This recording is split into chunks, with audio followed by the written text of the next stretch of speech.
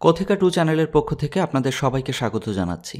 চলছে বিভূতিভূষণ বন্দ্যোপাধ্যায় রচিত উপন্যাস মরণের ডঙ্কা বাজে। আজ পাঠ করছি দ্বিতীয় পর্ব। কিন্তু ব্যাপারটা ওরা ঠিকমতো বুঝতে পারেনি। জলস্তম্ভ ওদের জীবন বাঁচালো কি করে?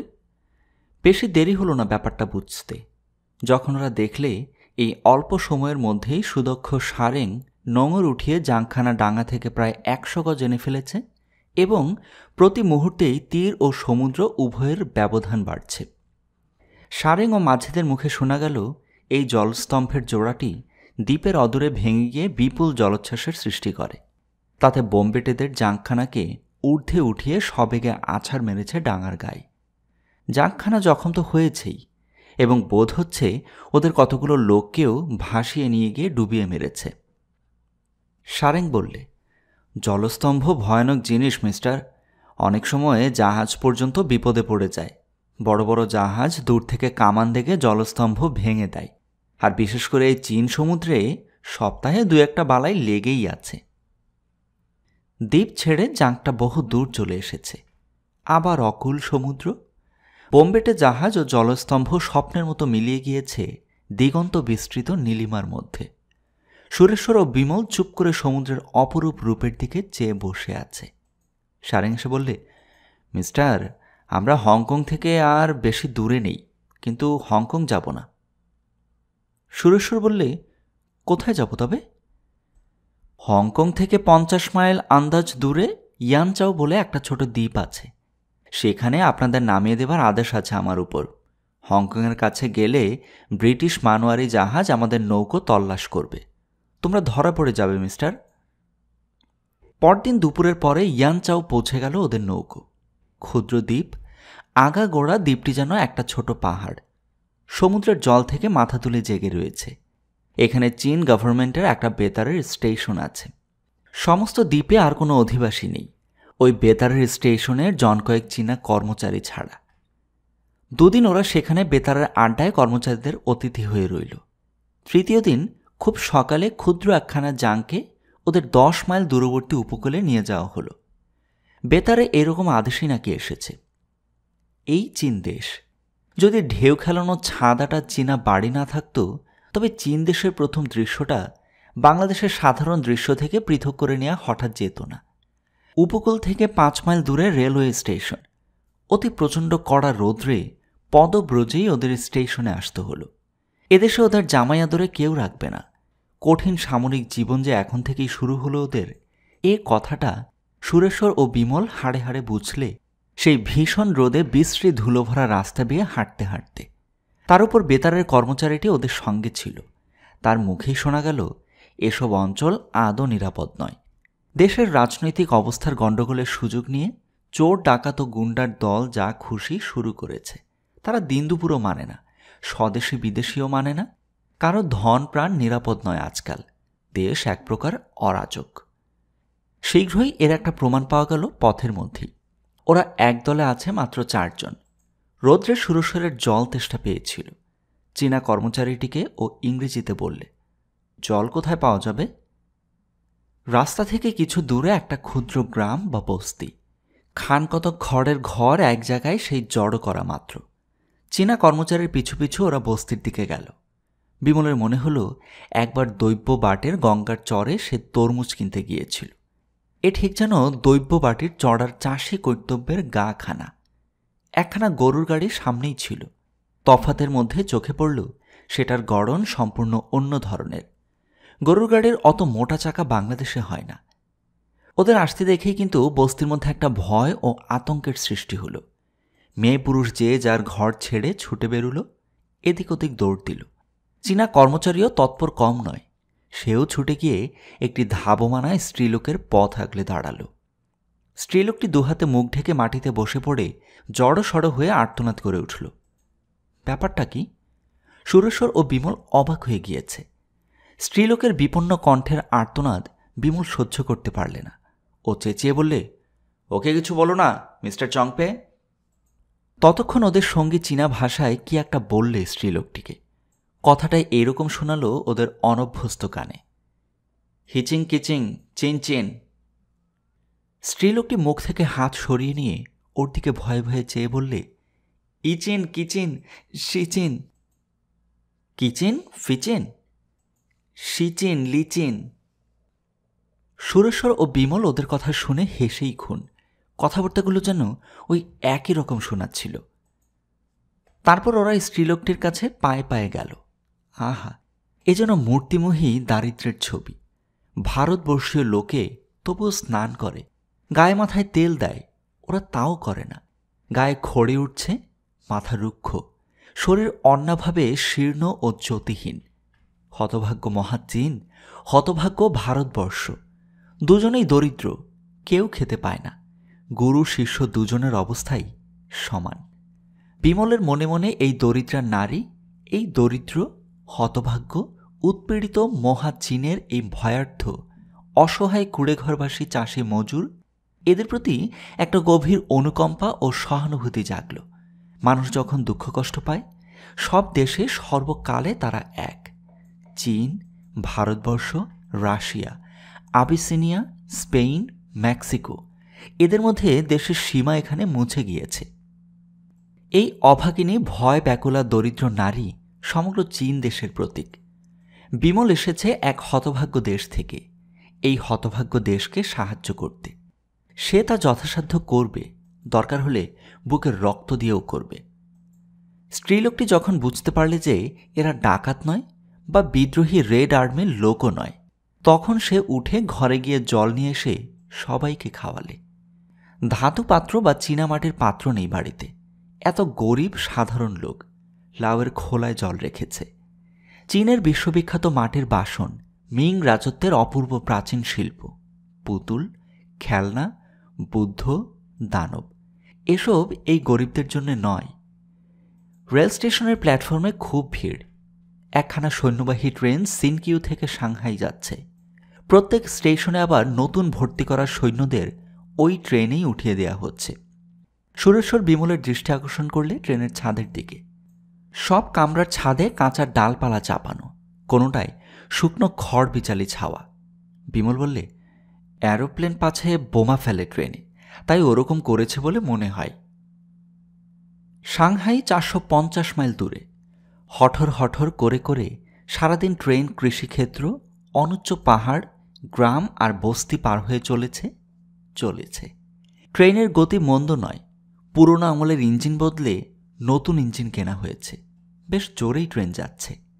ওদের কামরাতে সাধারণ সৈন্যদল নেই অবশ্যই, মাত্র জনাষ্টেক লোক, সবাই অফিসার শ্রেণীর, কিন্তু কেউ ইংরেজি জানে না। মহা অসুবিধায় পড়ে গেল ওরা। কিছু দরকার হলে চাওয়া যায় না, নতুন কিছু দেখলে জিজ্ঞেস করা যায় না যে সেটা কি। দুপুরের দিকে একটা ছোট শহরে গাড়ি দাঁড়ালো এবং ওদের কামরাতে একজন সাদা সরু একগুচ্ছ লম্বা দাড়িওয়ালা বৃদ্ধ সৌম্যমূর্তি ভদ্রলোক উঠলেন। সঙ্গে তার 11টি তরুণ যুবা। এদের সবারই বেশ সুন্দর কমনীয় চেহারা। বিমল বললে, গুড মর্নিং স্যার। বৃদ্ধের মুখ দেখে মনে হয় জগতে তার আপন পর কেউ নেই। তিনি সবারই উপর সন্তুষ্ট, জীবনে সবাইকে ভালোবেসেছেন। তিনি হাসিমুখে ইংরেজিতে বললেন, গুড মর্নিং, আপনারা কোথায় যাবেন? বিমল বললে, সাংহাই। আপনারা কি অনেক দূর যাবেন? আমরা যাচ্ছি সাংহাই। আমি এখানকার কলেজের প্রফেসর। আমার নাম লি। আমি সেখানে যাচ্ছি যুদ্ধের সময়কার মনস্তত্ত্ব অধ্যয়ন করতে। এদেরও নিয়ে যাচ্ছি, এরা সবাই আমার ছাত্র। সদানন্দ বৃদ্ধ কথা শেষ করে গর্বিত দৃষ্টিতে তার 11টি তরুণ ছাত্রের দিকে চাইলেন। বিমল ও সুরেশ্বরের বড় অদ্ভুত মনে হল। এই ভয়ানক দিনে ইনি মনস্তত্ত্ব অধ্যয়ন করতে চলেছেন সাংহাইতে, এতগুলি বালকের জীবন বিপন্ন করে। একটু পরে বৃদ্ধের একটি ছাত্র একটি বেতের বাক্স থেকে কী সব খাবার বার করে সবাইকে খেতে দিলে। বৃদ্ধ সুরেশ্বর ও বিমলকেও তাদের সঙ্গে খেতে আহ্বান করলেন। সুরেশ্বর নিম্নস্বরে বললে, খেও না বিমল, ইঁদুর ভাজা কিংবা আরশোলা চচ্চড়ি বোধ হয়। কিন্তু সেসব কিছু নয়, শরবতী লেবুর রস দেওয়া কুমড়োর বিচি ভাজা আর শশার আচার। বিমল বললে, প্রফেসর লি, আপনি সাংহাইতে কোথায় উঠবেন? আমাদের সঙ্গে থাকুন না, আমরা যেখানে থাকব। হঠাৎ এরোপ্লেনের আওয়াজ কানে এলো। গাড়ি শুদ্ধ সবাই সন্ত্রস্ত হয়ে জানালার কাছে গিয়ে আকাশের দিকে চোখ তুলে দেখবার চেষ্টা করলে কোন দিক থেকে আওয়াজটা আসছে।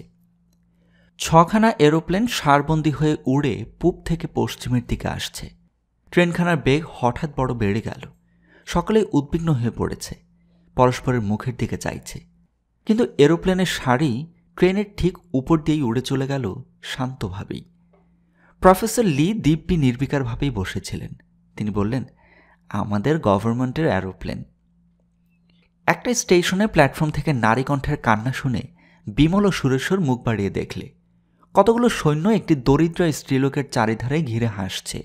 স্ত্রীলোকটির সামনে একটা শূন্য ফলের ঝুড়ি, এদিকে সৈন্যদের প্রত্যেকের হাতে এক একটা খরমুজ। বিমল বললে, প্রফেসর লি, আমরা তো নতুন দেশে এসেছি, কিছু বুঝি না এদেশের ভাষা।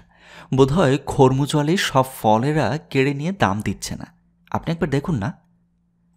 বৃদ্ধ তার 11টি ছাত্র নিয়ে প্ল্যাটফর্মে গিয়ে বাধা দিলেন সৈন্যদের। চীনা ভাষায় তুবড়ি ছুটল উভয় পক্ষেই। বৃদ্ধের ছাত্রগণ তৈরি হয়ে দাঁড়িয়ে আছে, দরকার হলে মারামারি করবে। মারামারি একটা ঘটত হয়তো, কিন্তু সেই সময় জনৈক চীনা সামরিক অফিসার গোলমাল দেখে সেখানে উপস্থিত হতেই সৈন্যরা খরমুজ রেখে যে যার কামরায় উঠে বসলে। খরমুজওয়ালি গোটাকতক ফল লি ও তার ছাত্রদের খেতে দিলে।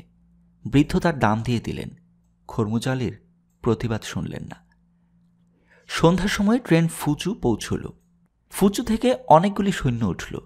ট্রেন কিন্তু ছাড়তে চায় না। খবর পাওয়া গেল সামনের রেলপথে কি একটা গোলমালের দরুন ট্রেন ছাড়বার আদেশ নেই। এদেশে সময়ের কোনো মূল্য নেই। 4-5 ঘন্টা ওদের ট্রেনখানা প্ল্যাটফর্মের ধারে দাঁড়িয়ে রইল। সৈন্যদল নেমে যে যার খুশি মতো স্টেশনে পায়চারি করছে। তারার বেড়া ডিঙিয়ে ওপাশের বাজারের মধ্যে ঢুকে হল্লা করছে, খাচ্ছে, দাচ্ছে, বেড়াচ্ছে। একটা ছোট ছেলে তারের একরকম যন্ত্র বাজিয়ে গাড়িতে গাড়িতে ভিক্ষা করে বেড়াচ্ছিল। প্রফেসর লি তাকে ডেকে কি জিজ্ঞেস করলেন, তাকে কিছু খাবার দিলেন। তারই মুখে বিমল ও সুরেশ্বর শুনলে ছেলেটি অনাথ, স্থানীয় আমেরিকান মিশনে প্রতিপালিত হয়েছিল, এখন সেখানে আর থাকে না। সন্ধ্যার আগে ট্রেন ছাড়ল। সারা রাতের মধ্যে যে কত স্টেশন পার হলো, কত স্টেশন বিনা কারণে কতক্ষণ ধরে দাঁড়িয়ে রইল, তার লেখাঝোকা নেই। এরকম ধরনের রেল ভ্রমণ বিমল ও সুরেশ্বর কখনো করেনি। ভোরের দিকে ট্রেনখানা এক জায়গায় হঠাৎ দাঁড়িয়ে পড়ল।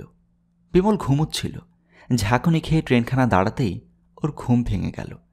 জানলা দিয়ে মুখ বাড়িয়ে বিমল দেখলে দুধারের মাঠে ঘন কুয়াশা হয়েছে। 10 হাত দূরের জিনিস দেখা যায় না। সামনের দিকে লাইনের উপর আরেকখানা ট্রেন যেন দাঁড়িয়ে, কুয়াশায় তার পেছনের গাড়ির লাল আলো ক্ষীণভাবে জ্বলছে। প্রফেসর লিও ইতিমধ্যে উঠেছেন। তিনি বললেন, ব্যাপারটা কি? বিমল বললে, সামনে 2খানা ট্রেন দাঁড়িয়ে এই তো দেখছি, ঘোর কুয়াশা, বিশেষ কিছু দেখা যায় না।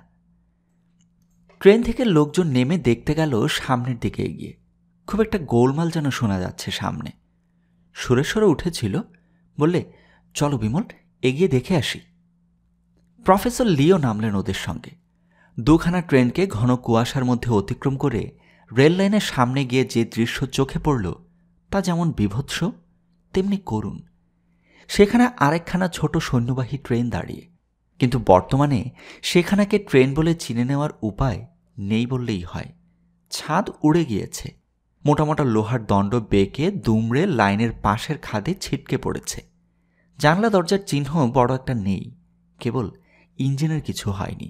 শোনা গেল ট্রেনখানার উপর বোমা পড়েছে এই কিছুক্ষণ আগে, কিন্তু সুখের বিষয় গাড়িখানা একদম খালি যাচ্ছিল।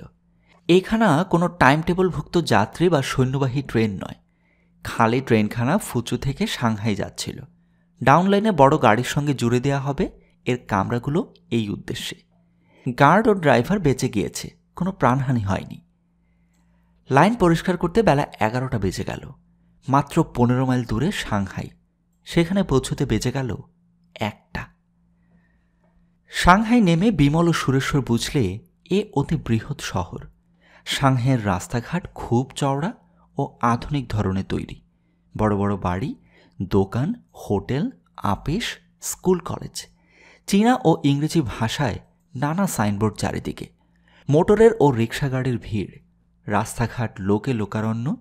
চায়ের দোকান, চীনা ভাতের দোকানে ছোট বড় ইঁদুর ভাজা ঝোলানো রয়েছে। ফলওয়ালি রাস্তার ধারে বসে ফল বিক্রি করছে। এত বড় শহরের লোকজন ও ব্যবসা বাণিজ্য দেখলে কেউ বলতে পারবে না যে এই সাংহাই শহরের উপর বর্তমানে জাপানি সৈন্যবাহিনী আক্রমণ করতে আসছে পিকিং থেকে। কিছু বদলায়নি যেন। মনে হয় প্রতিদিনের জীবনযাত্রা সহজ ও উদ্বেগশূন্যভাবেই চলছে। এখানে প্রফেসর লি ওদের কাছ থেকে বিদায় নিলেন। খুব বড় ধূসর রঙের সামরিক লরিতে চড়ে ওরা একটা বড় লম্বা মতো বাড়ির সামনে নিত হল। বাড়িটা সামরিক বিভাগের একটা বড় দপ্তরখানা। ওদের বুঝতে দেরি হলো না।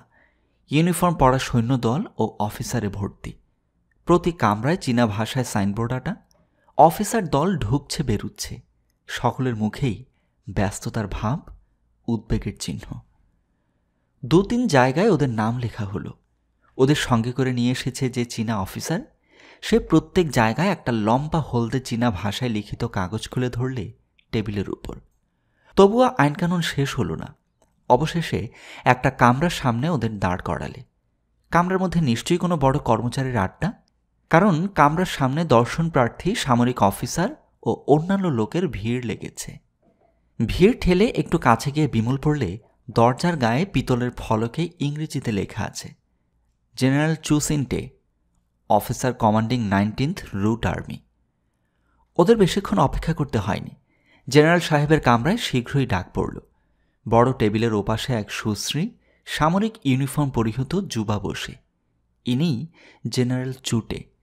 পূর্বে বিদ্রোহী কমিউনিস্ট সৈন্যদলের নেতা ছিলেন। বর্তমানে জেনারেল চিয়াং কোই শাকের বিশিষ্ট সহকর্মী। হাসি মুখে জেনারেল চুটে মার্জিত ইংরেজিতে বললেন, গুড মর্নিং, আপনাদের কোনো কষ্ট হয়নি তো পথে? এরাও হাসি মুখে কিছু সৌজন্যসূচক কথা বললে। জেনারেল চুটে বললেন, আমি ভারতবর্ষের লোকদের বড় ভালোবাসি, আপনারা আমাদের পর নন। বিমল বললে, আমরাও তাই ভাবি। মহাত্মা গান্ধী কেমন আছেন? হই একজন মস্ত লোক আপনাদের দেশের। জেনারেল চুটের মুখে মহাত্মা গান্ধীর নাম শুনে বিমল ও সুরেশ্বর দুজনেই আশ্চর্য হয়ে গেল। তবে মহাত্মা গান্ধী তো আর ওদের বাড়ির পাশের প্রতিবেশী ছিলেন না, সুতরাং তার দৈনন্দিন স্বাস্থ্য সম্বন্ধে ওদের কোনো জ্ঞান নেই। তার উপর ওরা আজ 2 মাস দেশ ছাড়া। ভালোই আছেন, ধন্যবাদ। মিস্টার জওহরলাল নেহরু ভালো আছেন? আমি তাকে শিগগির একটা চিঠি লিখছি, আমাদের দেশের জন্য ভারতের সাহায্য ও কংগ্রেসের সাহায্য চেয়ে। বিমল ও সুরেশ্বরের বুক গর্বে ফুলে উঠল। একজন স্বাধীন দেশের বীর সেনানায়কের মুখে তাদের দরিদ্র ভারতের নেতাদের কথা শুনে, চীন দেশ ভারতের কাছে সাহায্য প্রার্থী এ কথা শুনে ওরা যেন নতুন মানুষ হয়ে গেছে।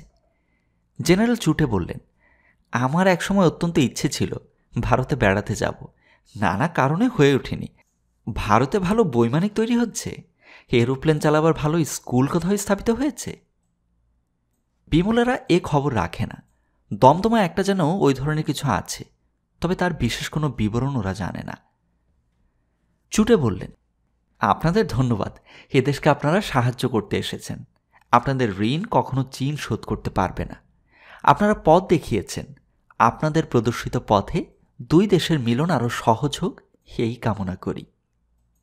বিমল বললে, এখন কি আমাদের সাংহাইতে থাকতে হবে? কিছুদিন। বৈদেশিক মেডিকেল ইউনিট আমেরিকান ডাক্তার ব্লুমফিল্ডের অধীনে। এখন আপনাদের থাকতে হবে মার্কিন কনসেশনে, সাধারণ শহরে নয়। আন্তর্জাতিক আইন অনুসারে চীন গভর্নমেন্ট আপনাদের জীবনের জন্য দায়ী। সাধারণ শহরে বোমা পড়বে, হাতাহাতি যুদ্ধ হবে, এখানে কারো জীবন নিরাপদ নয়। আন্তর্জাতিক কনসেশনে আমরা হাসপাতাল খুলেছি, সেখানে আপনারা কাজ করবেন। ইয়োর এক্সেলেন্সি, একটা কথা জিজ্ঞাসা করব, যদি বেয়াদবি না হয়? বলুন। সাংহাই কি জাপানিরা আক্রমণ করবে বলে আপনি ভাবেন? জেনারেল চুটে বললেন, এ তো আন্দাজের কথা নয়। সাংহাইয়ের দিকেই তো ওরা পিকিং থেকে আসছে। সেনশি হচ্ছে লুংহাও রেলের শেষ প্রান্ত। সেখানে আমরা সৈন্য জড়ো করছি ওদের বাধা দিতে, যাতে উত্তর পশ্চিম চীনে আর না এগোতে পারে। তবে সাংহাইতে একটা বড় যুদ্ধ হবে অল্প দিনের মধ্যেই। মেডিকেল ইউনিটের আরও সেই জন্যে সাংহাইতেই এখন দরকার। সুরেশ্বর ও বিমল অভিবাদন করে বিদায় নিলে। সৈন্য বিভাগের দপ্তরখানা থেকে বার হয়ে ওরা মোটরে চড়ে আন্তর্জাতিক কনসেশনে পৌঁছাল। বিমল ও সুরেশ্বর লক্ষ্য করলে ব্রিটিশ প্রজা হলেও ওদের ব্রিটিশ কনসেশনে না গিয়ে ফরাসি কনসেশনে নিয়ে যাওয়া হলো। ওদের সঙ্গে 2জন চীনা সামরিক কর্মচারী ছিল। আবশ্যকীয় কাগজপত্র তারাই দেখালে বা সই করলে। প্রকাণ্ড ব্যারাক, কড়া সামরিক আইন কানুন, হুকুম না নিয়ে কনসেশনের সীমার বাইরে যাবার নিয়ম নেই, ঢোকবারও নিয়ম নেই। ফরাসি শাস্ত্রী রাইফেল হাতে সর্বদা পাহারা দিচ্ছে। ফরাসি জাতীয় পতাকা উঠছে ব্যারাকের পতাকা মন্দিরে। ওদের যাবার 2 দিন পরে একদল আমেরিকান যুবক কনসেশনে এসে পৌঁছল। এরা বেশিরভাগ বিশ্ববিদ্যালয়ের ছাত্র। এসেছে চীন গভর্নমেন্টকে সাহায্য করতে, নিজেদের সুখ সুবিধা বিসর্জন দিয়ে প্রাণ পর্যন্ত বিপন্ন করতে। এদের মধ্যে 3টি তরুণী ছাত্রীও ছিল। এরা এলো সেদিন সন্ধ্যাবেলা। এদের কনসেশনে ঢোকানো নিয়ে চীনা গভর্নমেন্টকে যথেষ্ট বেগ পেতে হয়েছিল। একটি মেয়ের নাম অ্যালিস ই হুইটবার্ন, হার্ভার্ড বিশ্ববিদ্যালয়ের ছাত্রী। বিমলের সঙ্গে সে যেচে আলাপ করলে। যেমনি সুশ্রী তেমনি অদ্ভুত ধরনের প্রাণবন্ত সজীব মেয়ে। 20-21 বয়স, চোখে মুখে বুদ্ধির কি দীপ্তি। বিমল তাকে বললে, মিস হুইটবার্ন, তুমি ডাক্তারের ছাত্রী ছিলে? মেয়েটি বললে, না, আমি নার্স হব আন্তর্জাতিক রেড ক্রসে কিংবা চীনা সামরিক বিভাগের হাসপাতালে। তোমার বাপ মা আছেন? আছেন, আমার বাবা ঘোড়ার শিক্ষক, খুব নামকরা লোক আমাদের কাউন্টিতে। তারা তোমাকে ছেড়ে দিলেন? তাদের বুঝিয়ে বললাম, জগতের এক হতভাগা জাতি যখন এত দুর্দশা ভোগ করছে তখন পড়াশোনা বা বিলাসিতা কি ভালো লাগে? আমি আমার সেন্ট আর পাউডারের টাকা জমিয়ে, টোকির পয়সা জমিয়ে পাঠিয়ে দিয়েছিলাম এদের সাহায্যের জন্য মার্কিন রেড ক্রস ফান্ডে। তারপর নিজেই না এসে পারলুম না। তুমি বলো না মিস্টার বোস, পারা যায় থাকতে? বিমল মুগ্ধ হয়ে গেল এই বিদেশিনী বালিকার হৃদয়ের উদারতার পরিচয় পেয়ে। স্বাধীন দেশের মেয়ে বটে, সংস্কারের পুটুলি নয়। মেয়েটা বললে, আমাকে অ্যালিস বলে ডেকো, একসঙ্গে কাজ করব, অত আড়ষ্ট ভদ্রতার দরকার নেই। আমার একখানা ফটো দেব তোমায়, চলো তুলি আনি দোকান থেকে।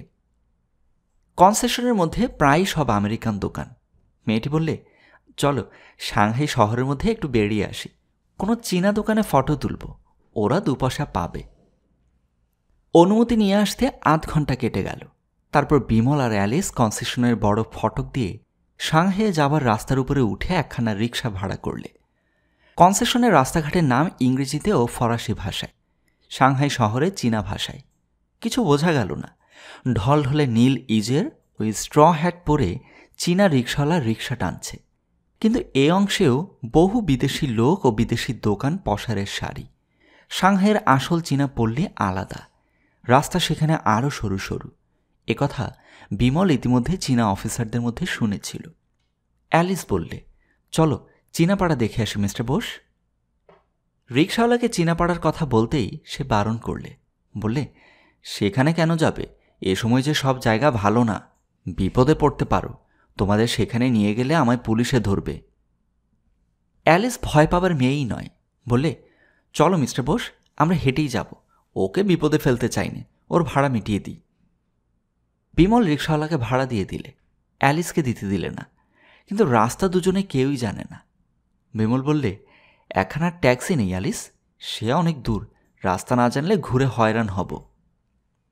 হঠাৎ অ্যালিস ওপরের দিকে চেয়ে বললে, ও কি, ও মিস্টার বোস, এরোপ্লেনের শব্দ শুনছ? অনেকগুলো এরোপ্লেন একসাথে আসছে যেন, কোন দিকে বলো তো? বিমলও শুনলে, বললে, গভর্নমেন্টের এরোপ্লেন। কিন্তু চোখের নিমিষে একটা কাণ্ডের সূত্রপাত হলো, যা বিমলের অভিজ্ঞতার বাইরে। সামনে একটা প্রকাণ্ড বাড়ির উপর বিকট এক আওয়াজ হলো, 5 পড়ার আওয়াজের মতো। সঙ্গে সঙ্গে এদিকে ওদিকে, সামনে পিছনে পরপর সেরকম ভীষণ আওয়াজ। ইট, চুন, টালি চারিদিকে ছুটতে লাগলো। বিরাট শব্দ করে সামনে সেই বাড়িটার তেতলার ছাদ ধসে পড়ল ফুটপাতের উপর। বাড়ি ধসা চুন সুরকির ধুলোয় ও কিসের ঘন শ্বাসরোধকারী ধোঁয়ায় বিমল ও অ্যালিসকে ঘিরে ফেললে। সঙ্গে সঙ্গে উঠল মানুষের গলার আর্ত চিৎকার, গোলমাল, গোঙানি, কাতর কাকুতি অনুনয়ের শব্দ, দূরদার শব্দে ছুটে চলার পায়ের শব্দ, কান্নার শব্দ। সে এক ভয়ানক কাণ্ড। বিমল প্রথমটা বুঝতে না পেরে সেই ঘন ধূম আর ধুলির মধ্যে হতভম্বের মতো খানিক দাঁড়িয়ে রইল। ব্যাপার কি? তারপরেই বিদ্যুৎ চমকের মতো তার মনে হলো এ জাপানি এরোপ্লেনের বোমা বর্ষণ। অ্যালিস কই? এক হাতের দূরের মানুষ চোখে পড়ে না সেই ধোয়া ধুলো আর গোলমালের মধ্যে। ওর কানে গেল অ্যালিসের উচ্চ ও সশঙ্ক কণ্ঠস্বর, মিস্টার বোস, এসো, আমার হাত ধরো, বোমা পড়ছে, দৌড় দাও। অন্ধকারের মধ্যে বিমল অ্যালিসের হাত শক্ত মুঠোয় ধরে বললে, কোথাও নড়ো না অ্যালিস, নড়লেই মারা যাবে, দাঁড়াও এখানে। কিন্তু তখন আর ছুটবার বা পালাবার পথও নেই। পরবর্তী 5 মিনিট কালের ঠিক হিসেব বিমল দিতে পারবে না, সে নিজেও জানে না। বাঁশ ঝাড়ে আগুন লাগলে যেমন গাঁটওয়ালা বাঁশ ফটফট করে একটার পর একটা ফাটে, তেমনি চারিদিকে দুমদাম শুধু বোমা ফাটার বিকট আওয়াজ। পায়ের তলায় মাটি যেন দুলছে, টলছে ভূমিকম্পের মতো। ধোয়া, বাড়ি ধসে পড়ার হুড়মুড় শব্দ, আর্তনাদ। তারপরে সব চুপচাপ, বোমার আওয়াজ থেমে গেল।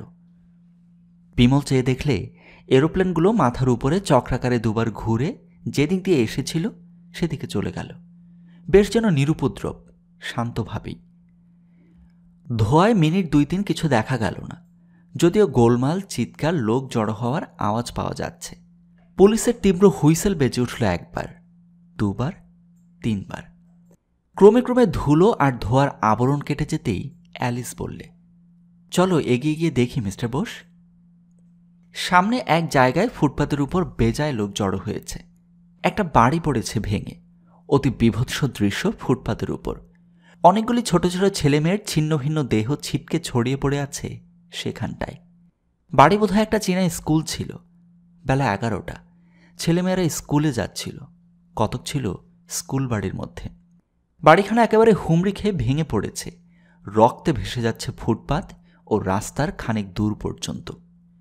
হর্ন বাজিয়ে 2খানা রেড ক্রস অ্যাম্বুলেন্স এলো। একটা ছোট ছেলে এখনও নড়ছে। অ্যালিস ছুটে তার পাশে গিয়ে বসল। বিমল এক চমক দেখে বললে, কোনো আশা নেই মিস হুইটবার্ন, ও এখনই যাবে। বিমলের গা তখনও কাঁপছে। জীবনে এরকম দৃশ্য কখনো দেখবার কল্পনাও সে করেনি। যুদ্ধ না শিশুপাল বধ। অ্যালিস বিমলের কাজ অনেক সংক্ষেপ হয়ে গিয়েছিল। ধ্বংসস্তূপের মধ্যে আহত কেউ ছিল না, সবাই মৃত। সব শেষ হয়ে যাবার পরে বিমল বললে, অ্যালিস, এখন কি করবে? আর কি চিনেপল্লিতে যাবে এখন? অ্যালিস বললে, যেতাম, কিন্তু এই যে বোমা ফেলা হয়ে গেল, এই শোরগোল অনেক দূর পর্যন্ত গড়িয়েছে তো। কনসেশনের সবাই আমাদের জন্য চিন্তিত হয়ে পড়বে, সুতরাং চলো ফেরা যাক। কিছু দূরে যেতেই দেখলে হাসপাতালের অ্যাম্বুলেন্স ছোটাছুটি করছে। চীনা গভর্নমেন্টের অ্যান্টি এয়ারক্রাফট কামানগুলো চারদিক থেকে ছোড়া হতে লাগলো। কিন্তু তখন জাপানি বিমান কোথায়? আকাশের কোনো দিকেই তার পাত্তা নেই। ওরা কনসেশনে ফিরে এলো। সুরেশ্বরের কাছে বিমল খুব বকুনি খেল তাকে ফেলে যাওয়ার জন্যে। অ্যালিস বললে, ওকে বকছো কেন? আমি ভেবেছি আজ বিকেলে আবার চীনাপাড়ায় যাবার চেষ্টা করব।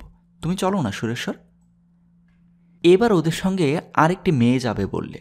অ্যালিসের সঙ্গে পড়তো, তার নাম মিনি বেরিংটন। বিকেলে ওরা ট্যাক্সি আনালে। ওদের ট্যাক্সি কনসেশনের গেট পর্যন্ত এসেছে। এমন সময় একজন তরুণ চীনা সামরিক কর্মচারী ওদের ট্যাক্সিখানা থামালে। বলে, আপনারা কোথায় যাবেন? বিমল বললে, শহর বেড়াতে।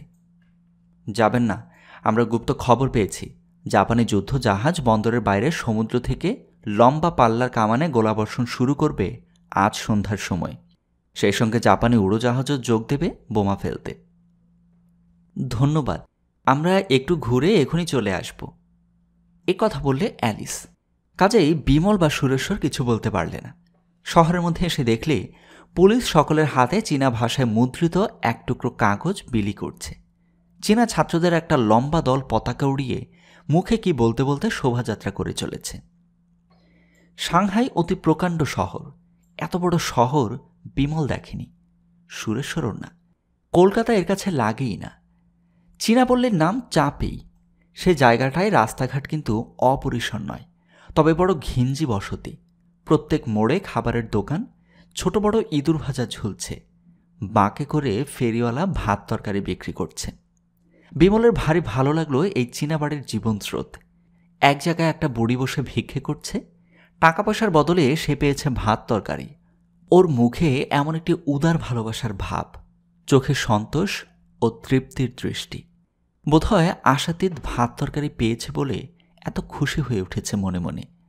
প্রাচ্য ভূখণ্ডের দারিদ্র ও সহজ সরল সন্তোষের ছবি যেন এই বৃদ্ধা ভিখারিণীর মধ্যে মূর্তি পরিগ্রহ করেছে।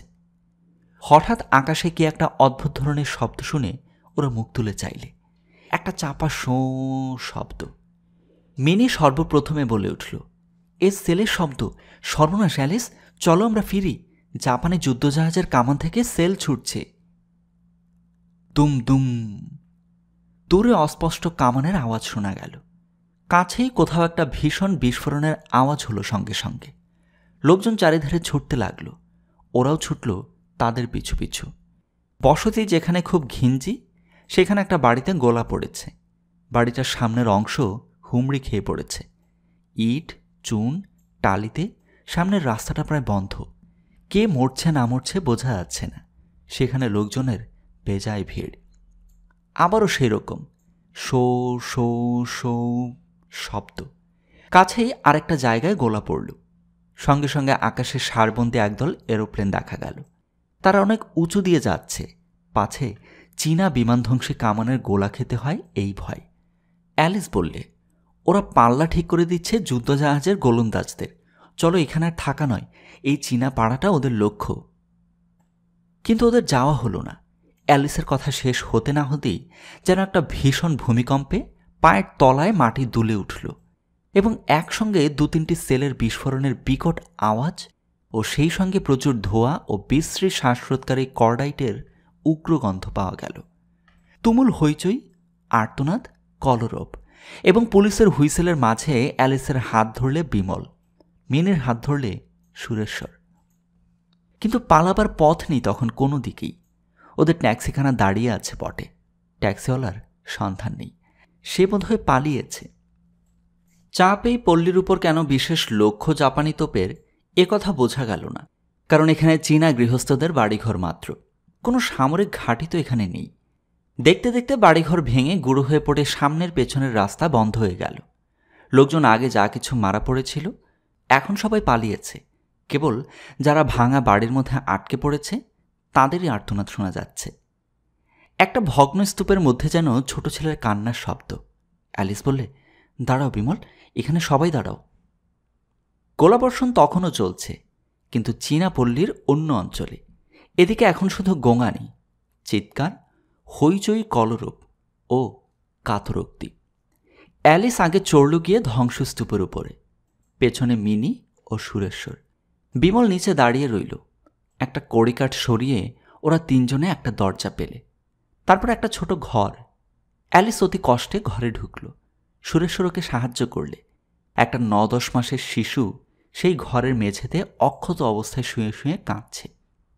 অ্যালিস তাকে সন্তর্পণে মেঝে থেকে তুলে সুরেশ্বরের হাতে দিলে। সন্ধ্যা হয়ে গিয়েছে, ঘরটার মধ্যে অন্ধকার। তিনজনে ঘরের মধ্যে থেকে ইট কাঠের স্তূপটার উপরে উঠে শুনলে বিমল উত্তেজিতভাবে ডাকছে, কোথায় গেলে তোমরা? চট করে নেমে এসো, বড় বিপদ। চারিদিকের গোলা ফাটবার আওয়াজ ও ছুটন্ত সেলের চাপা শোঁ রব খুব বেড়েছে। একটা একটা সেল মাঝে মাঝে আকাশে সশব্দে ফেটে তারাবাজির মতো অনেকখানি আকাশ আলো করে ছড়িয়ে পড়ছে। অ্যালিস বললে, কি হয়েছে? বিমল বললে, জাপানি সৈন্যদল যুদ্ধজাহাজ থেকে নেমেছে শহরে। তারা শহর আক্রমণ করছে শুনছি, এইদিকেই আসছে। তাদের হাতে পড়া আদৌ আনন্দদায়ক ব্যাপার হবে না। তোমার হাতে ও কি? মিনি বললে, একটা ছোট্ট ছেলে, একে কোথায় রাখি বলো তো এখন?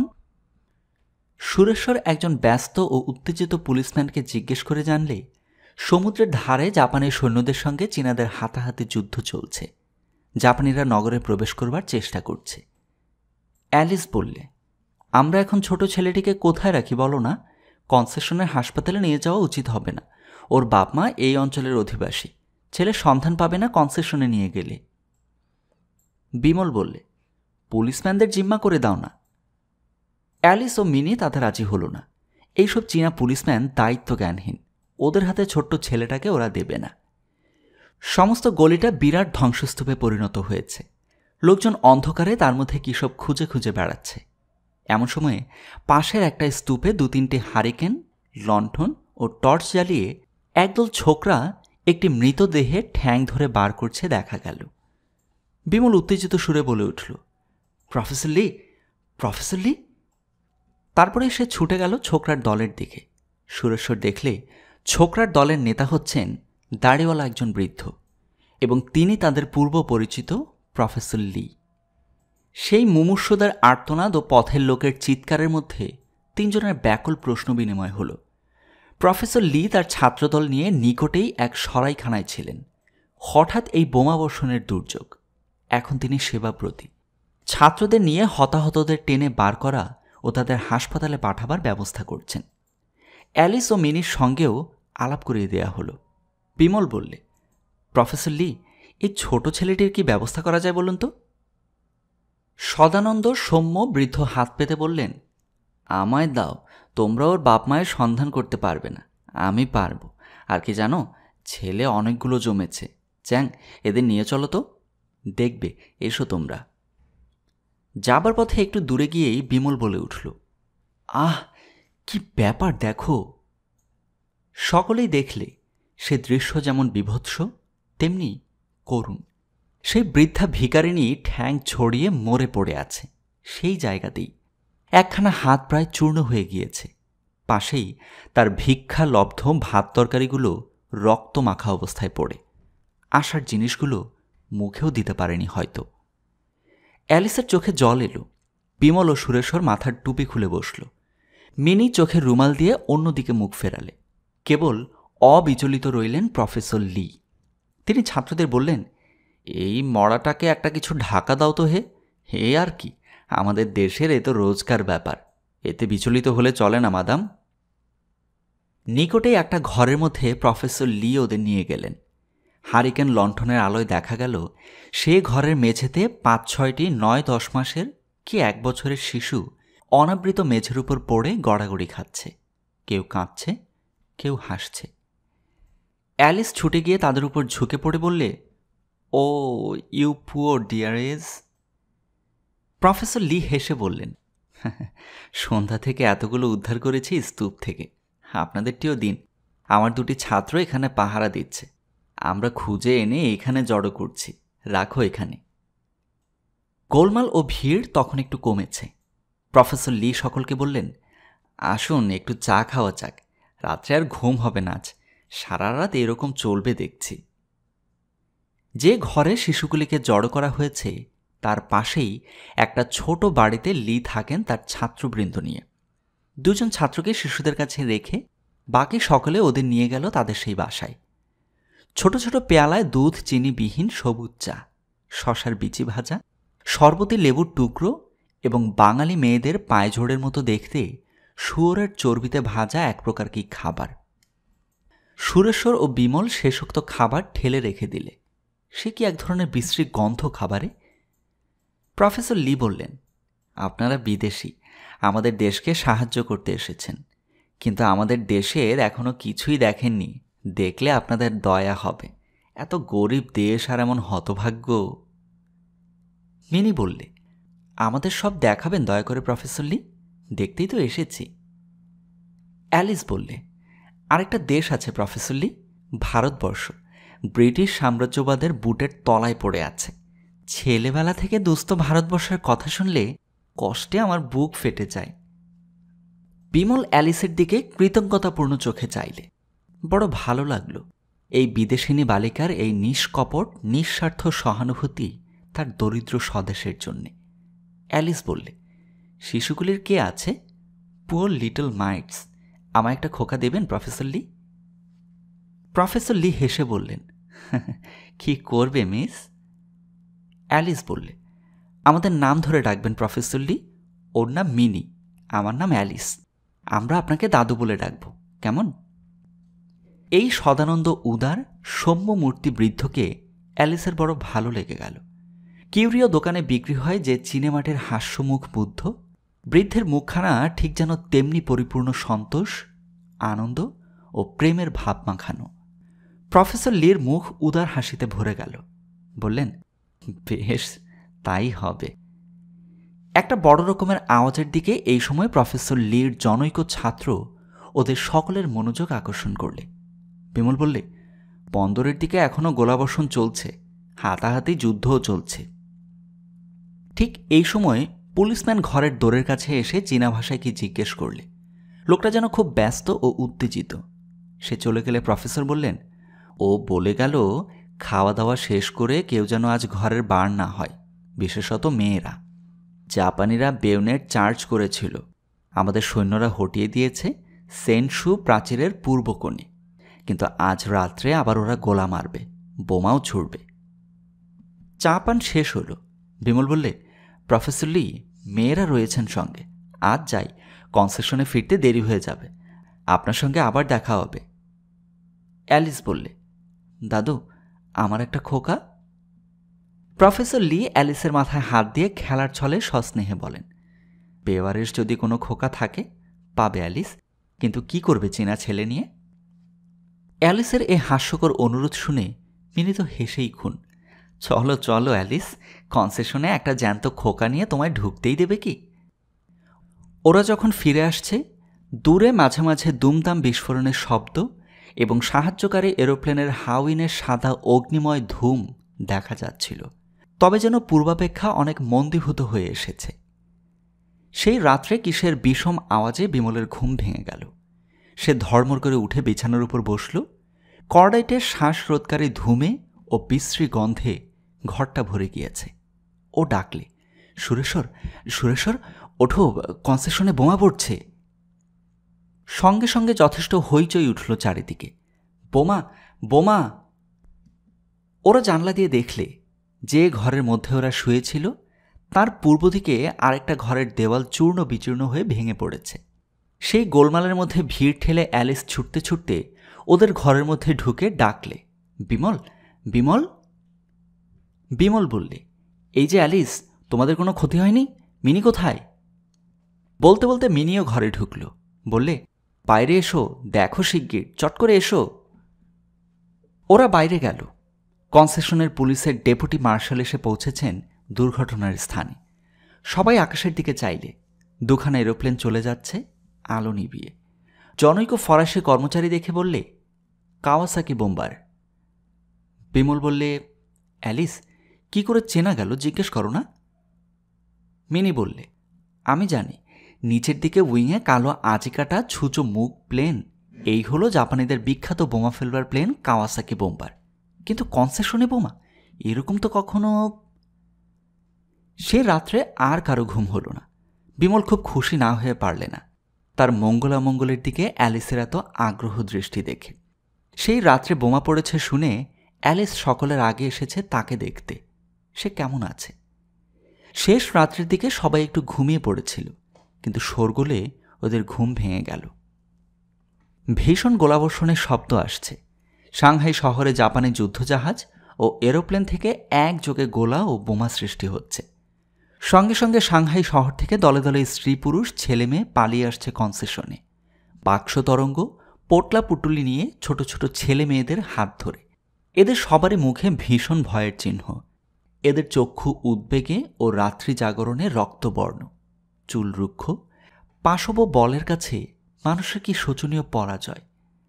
বেলা 10টার মধ্যে ব্রিটিশ কনসেশনের হাসপাতাল ও মার্কিন রেডক্রসের বড় হাসপাতাল আহতের ভিড়ে পরিপূর্ণ হয়ে গেল। কি ভীষণ আওয়াজ ও গোলমাল পেনশু প্রাচীরের দিকে, সমুদ্রের থেকে মাইল 2 দূরে পূর্ব কোণে। সেখানে চীনা 10th রুট আর্মির সঙ্গে জাপানি নৌসৈন্যদের যুদ্ধ চলছে। কনসেশন থেকে যুদ্ধস্থলের দূরত্ব প্রায় 3 মাইল। বিমল জিজ্ঞেস করে জানলে। এছাড়াও গোলা বর্ষণ চলছে শহরের বিভিন্ন স্থানে। টেলিফোনে অর্ডার এলো মেডিকেল ইউনিটের বড় ডাক্তারের কাছ থেকে বিমল, সুরেশ্বর, অ্যালিস ও মিনিকে চ্যাংলিন অ্যাভিনিউতে চীনা সামরিক হাসপাতালে যাবার জন্যে। ওরা আমেরিকান রেডক্রস মোটরে সামরিক হাসপাতালের দিকে ছুটল। ড্রাইভার খুব বড় একটা রেডক্রস পতাকা গাড়ির বনেটে উড়িয়ে দিলে। এছাড়া গাড়ির ছাদের বাইরের পিঠে সারা ছাদ জুড়ে একটা প্রকাণ্ড লাল ক্রস আঁকা।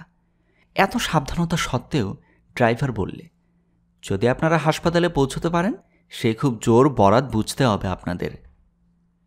সুরেশ্বর ও বিমল একযোগে বললে, কেন? কনসেশন বা রেডক্রস কিছুই মানছে না। জাপানি বোমারু প্লেন কালো আমাদের রেডক্রস ভ্যানে বোমা ফেলেছে, শোনেননি আপনারা সে কথা? সে কথা না শোনাই ভালো। ওদের মোটর কনসেশন থেকে বার হয়ে খানিকটা ফাঁকা মাঠ দিয়ে তীর বেগে ছুটল। বিমল দেখলে ড্রাইভার মাঝে মাঝে উপরের দিকে উদ্বিগ্ন দৃষ্টিতে চেয়ে কি দেখছে। বিমল বললে, কি দেখছ? বোমারু প্লেন আসছে কিনা দেখছি। এখন আপনাদের পৌঁছে দিতে পারবো কিনা জানি না, তবে চেষ্টা করব। বলতে বলতে একখানা এরোপ্লেনের আওয়াজ শোনা গেল মাথার উপর। বিমলের মুখ শুকিয়ে গেল। সামনে উদ্যত মৃত্যুকে কে না ভয় করে? সবাই উপরের দিকে চাইলে। ড্রাইভার অ্যাক্সিলারেটর পা দিয়ে চেপে স্পিড তুললে হঠাৎ বেজায়। বিমল চেয়ে দেখলে এরোপ্লেনখানা যেন আরও নিচে নামল। কিন্তু ভাগ্যের জোরেই হোক বা অন্য কারণেই হোক, শেষ পর্যন্ত সেখানে ওদের ছেড়ে দিয়ে অন্যদিকে চলে গেল। ড্রাইভার বললে, জাপানি কাওয়াসাকি বোম্বার, ভীষণ জিনিস। নিচু হয়ে দেখলে এই গাড়িতে চিনেম্যান আছে কিনা, থাকলে বোমা ফেলত। সুরেশ্বর বললে, উহ, কানের কাছ দিয়ে তীর গিয়েছে। এতক্ষণ যেন গাড়ির সবাই নিঃশ্বাস বন্ধ করেছিল, এইবার একযোগে নিঃশ্বাস ফেলে বাঁচল। হাসপাতালে পৌঁছে দেখলে সেখানে এত আহত নরনারী এনে ফেলা হয়েছে যে কোথাও এতটুকু জায়গা নেই। এদের বেশিরভাগই স্ত্রীলোক ও বালক বালিকা। যুদ্ধের সৈন্যও আছে, তবে তাদের সংখ্যা তত বেশি নয়। একটি 10-11 বছরের ফুটফুটে সুন্দর মুখ, বালকের একখানা পা একেবারে গুড়িয়ে গিয়েছে। আশ্চর্যের বিষয়, ছেলেটি তখনও বেঁচে আছে এবং কিছুক্ষণ আগে অজ্ঞান হয়ে থাকলেও এখন তার জ্ঞান হয়েছে এবং যন্ত্রণায় সে আর্তনাদ করছে। বিমলের ওয়ার্ডেই সে বালকটি আছে। অ্যালিস সেই ওয়ার্ডেই নার্স। অ্যালিস পেশাদার নার্স নয়, বয়সেও নিতান্ত তরুণী। চোখের জল রাখতে পারলে না ছেলেটির যন্ত্রণা দেখে। বিমলকে বললে, একে মরফিয়া খাইয়ে ঘুম পাড়িয়ে রাখো না। বিমল বললে, তা উচিত হবে না। ওকে এখনই ক্লোরোফর্মে অজ্ঞান করে পাক কেটে ফেলতে হবে। অপারেশন টেবিল একটাও খালি নেই, সব ভর্তি। একটা টেবিল খালি পেলেই ওকে চড়িয়ে দেবে। অ্যালিস বালকটি শিওরে বসে কত রকমে তাকে সান্ত্বনা দেবার চেষ্টা করলে, কিন্তু ওদের সবারই মুশকিল। চীনা ভাষা সামান্য একাধটু বুঝতে পারলেও বলতে আদৌ পারে না। সুরেশ্বর হাসপাতালে ওষুধালয়ে সহকারী কম্পাউন্ডার হয়েছে। সে দুখানা চীনা বর্ণপরিচয় কোথা থেকে জোগাড় করে এনে ওদের দিয়েছে। অ্যালিস বললে, সুরেশ ঠিক বলছিল সেদিন, এসো তুমি আমি মিনি ভালো করে চীনা ভাষা শিখি, নইলে কাজ করতে পারবো না। আর তো বালকটি শয়ন শিওরে অ্যালিসকে যেন করুণাময়ী দেবীর মতো দেখাচ্ছে। বিমল সেদিক থেকে চোখ ফেরাতে পারে না। অ্যালিসের প্রতি শ্রদ্ধায় তার মন ভরে উঠল। সন্ধ্যা 7টার সময় টেবিল খালি হলো। বালকটিকে টেবিলে নিয়ে গিয়ে তোলা হয়েছে। কতগুলি ডাক্তারি ছাত্র কিছু দূরে একটি গ্যালারিতে বসে আছে। হাসপাতালের সহকারী সার্জন চীনাম্যান। তিনি ছাত্রদের দিকে চেয়ে কি বলছেন, আর একজন ছাত্র ক্লোরোফর্ম পাম্প করছে। বিমল ও অ্যালিস সার্জনকে সাহায্য করবার জন্য তৈরি হয়ে আছে। সার্জন হেসে বললেন, সকাল থেকে অপারেশন টেবিলে মরেছে 21টা, টেবিল থেকে নামাবার তর্স হয়নি। গরম জলটা সরিয়ে দাও নার্স। এমন সময়ে মাথার উপরে কোথায় এরোপ্লেনের শব্দ শোনা গেল। বাইরে যারা ছিল তারা দৌড়ে ভেতরে এলো। একটা ছোটাছুটি শুরু হলো চারিদিকে। কে একজন বললে, জাপানি বোম্বার। অ্যালিস বললে, রেড ক্রসের লাল আলো জ্বলছে বাইরে, হাসপাতাল বলে বুঝতে পারবে। সার্জন হেসে বললে, নার্স, ওরা কি কিছু মানছে? শক্ত করে ধরে থাকো তুলোটা। বালক অজ্ঞান হয়ে পড়েছে। সার্জন ক্ষিপ্র ও কৌশলী হাতে ছুরি চালাচ্ছেন। বিমল নাড়ি ধরে আছে। বুম! বিকট বিস্ফোরণের শব্দ কোথাও কাছেই। তুমুল গোলমাল, হইচই, আর্তনাদ। হাসপাতালের বাঁ দিকের অংশে বোমা পড়েছে। উগ্র ধোঁয়া, নাইট্রোগ্লিসারিনের গন্ধে ঘর ভরে গেল। সার্জন, বিমল বা অ্যালিসের দৃষ্টি কোনো দিকে নেই। ওরা এক মনে কাজ করছে। সার্জন দৃঢ় অবিকম্পিত হস্তে ছুরি চালিয়ে যাচ্ছেন, যেন তার অপারেশন টেবিলের থেকে 100 গজের মধ্যে প্রলয়কাণ্ড ঘটেনি, যেন তিনি মোটা ফি নিয়ে বড়লোক রোগীর বাড়ি গিয়ে নিজের নৈপুণ্য দেখাতে ব্যস্ত। গরম জলের পাত্রে ডোবানো ছুরি, ফোরসেপ ছুঁচ ক্ষিপ্র হস্তে এক মনে সার্জনকে জুগিয়ে চলেছে অ্যালিস। এক মনে ব্যান্ডেজের শাড়ি গুছিয়ে রাখছে, পাতলা লিফট কাপড়ে মলম মাখাচ্ছে। বিমল নাড়ি ধরে আছে। বাইরে বিকট শব্দ। হুড়মুড় করে হাসপাতালের বাঁদিকের উইংয়ের ছাদ ভেঙে পড়ল। মহাপ্রলয় চলেছে সেদিকে। সার্জন বললেন, নাড়ির বেগ কত? বিমল বলল, 70।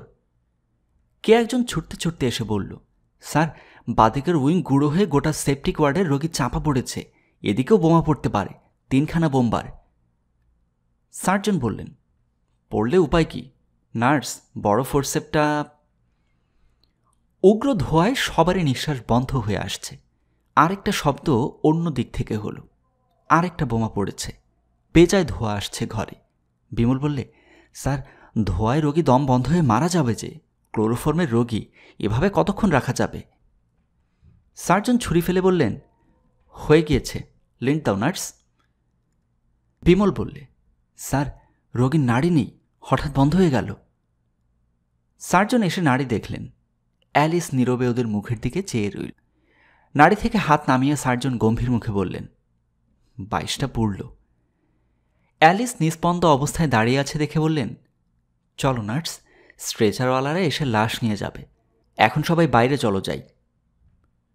ওপরওয়ালার আদেশ পেয়ে বিমল আগে অ্যালিসের কাছে এলো এবং তাকে আস্তে আস্তে হাত ধরে ধূম্র লোক থেকে উদ্ধার করে ডান দিকের বড় দরজা দিয়ে কম্পাউন্ডের খোলা হাওয়ায় নিয়ে এলো। আকাশের দিকে চোখ তুলে দেখেই অ্যালিসকে বললে, ওই দেখো অ্যালিস, 3খানা জাপানি বোম্বার। 11 ঘন্টা সমানে ডিউটিতে থাকবার পরে বিমল, অ্যালিস, সুরেশ্বর ও মিনি বাইরের ফুটপাতে পা দিলে। চ্যাংসোলিন এভিনিউ প্রসিদ্ধ দেশনায়ক চ্যাংসোলিনের নামে হয়েছে, রেড শার্টদের প্রভাবে। সাংহাইয়ের মধ্যে এটা একটা প্রসিদ্ধ রাস্তা। রাস্তার ধারে ফুটপাতে সামিয়ানার নিচে চা ও শুয়োরের মাংসের দোকান। লোকজনের বেজায় ভিড়। এই অ্যাভিনিউয়ের ধারেই গভর্নমেন্ট হাসপাতাল। ওরা যখন ফুটপাতে পা দিলে তখন হাসপাতালের বাঁ অংশে মহা হইচই চলছে। সেপটিক ওয়ার্ড জাপানি বোমায় চূর্ণ হয়ে গিয়েছে। সম্ভবত একটা রোগীও বাঁচেনি সে ওয়ার্ডের। মিনি দেখতে যাচ্ছিল। বিমল বারণ করলে, ওদিকে গিয়ে দেখে আর কি হবে মিনি, চলো আগে কোথাও একটু গরম চা খাওয়া যাক। বোমা ফেলা ও হত্যা ব্যাপারটা দেখে দেখে কদিনে ওদের গা সওয়া হয়ে গিয়েছে। শুধু ওদের নয়, সাংহাইয়ের লোকজন, দোকানি, পথিকদেরও। নতুবা গত আধ ঘন্টা ধরে হাসপাতালের উপর বোমাবর্ষণ চলছে।